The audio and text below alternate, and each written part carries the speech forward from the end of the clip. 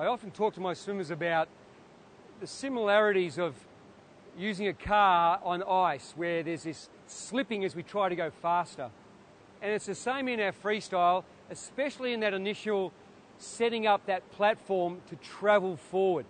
Now, it's absolutely crucial that when we get that whole connection to the core, there's a shift of the core towards the hands and then using the momentum and the force from here onto the stroke to shift into the next stroke.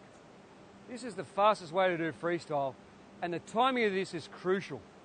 One of the things that's common amongst great freestylers is you generally find that the fingers immediately face downwards, or very early part of the stroke, there's this power part here.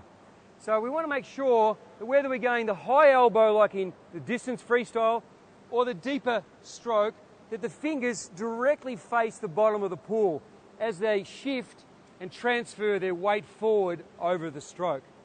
Now, right through the whole back end of the freestyle, we want to make sure the wrist is very firm and we still keep that pressure, that feel on the water at the back end of the stroke. Once we get this whole setup of the stroke and we're traveling forward, our body needs to rotate over the stroke into the exit. Now, quite often we make the mistake as swimmers to accelerate and push all the way back, which causes tension here in the shoulder and just locks the swimming. I like to see that as soon as the hand gets to about the belly button area, it's like a karate chop into the freestyle. Now, the reason why, I just think it's an easier movement through the stroke back into the next stroke of the recovery, depending if you're doing distance freestyle or sprint freestyle. So once they get to the belly button and they're traveling forward, there's an acceleration.